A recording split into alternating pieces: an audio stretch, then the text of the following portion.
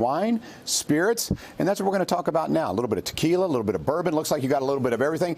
And John, this is an area of expertise for you as well, because you've owned the wine rack for how many years now? I started it. It'll actually be 18 years when the clock strikes midnight tonight. 18 years, January 1st, 2003. We were talking about how Prosecco was on fire, and it certainly is. I know I hear a lot of people ordering it, especially the ladies, not trying to stereotype, but it is popular.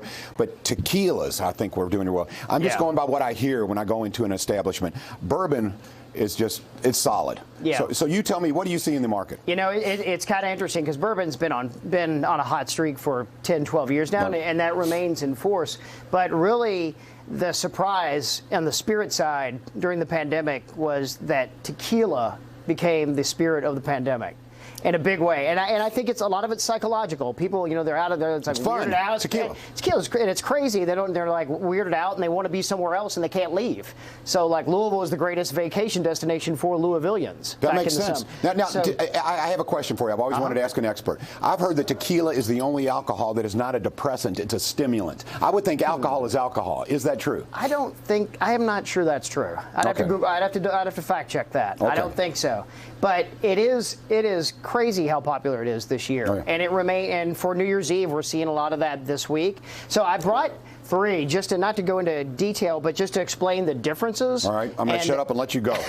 Well, it's real easy. So you have three basic models. You have a silver or blanco, and then you have reposado, and then you have añejo, right? And there are extra añejos and there's other styles. But it's like what people come in and it's newer to them. They don't really know the difference. And so in a quick nutshell, the blanco version or silver is unaged. So this one's in the bottle. And Herradura, which is Brown-Forman product, is only this 45 days. Boom, it's out the door. Probably a lower price. Not aged, a little bit lower price. Okay. And they're great for margaritas. It's a great like summertime tequila. Okay. And then once you get to reposado, they're aged in oak barrels from somewhere.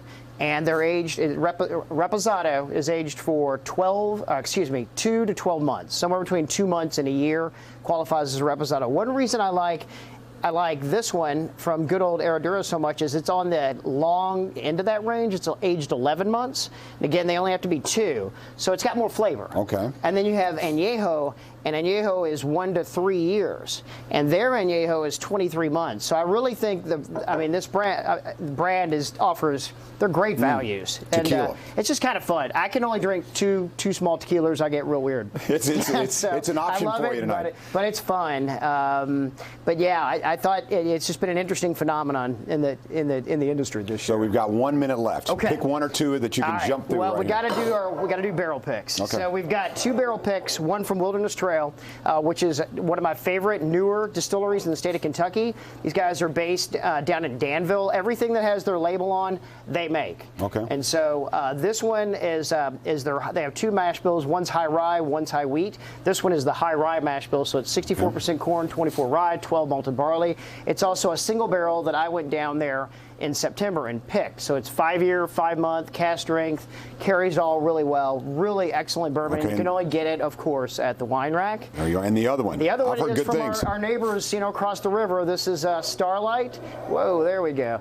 And Starlight is from Huber's. And so this is a single barrel pick rye. I've heard good things. They're an up-and-coming distillery. They really are. I think it was Forbes or Fortune did an article recently, named 4 up-and-coming distilleries. One of them was Wilderness Trail, one was New Riff, and one was actually Starlight. So this is a rye. So it's made from different grain. It's 90% rye, 10% malted barley, and it is barrel proof, but it's incredibly smooth. It's aged 4 years, and we're super proud of them. So anyway, just 2 outstanding whiskeys that you can sip on tonight. John Johnson, the expert, the wine shop. Let me get this right. WineShopLouisville.com. WineShopLouisville.com. Right. But it's called the Wine Rack. It's on Frankfort Avenue. Give him a visit. Pay him a visit. All right, coming up here. All right, fitness. Everybody's talking about New Year's resolutions. You want to lose some weight. You want to get in shape. The answer is the fitness market. Chris Whiter.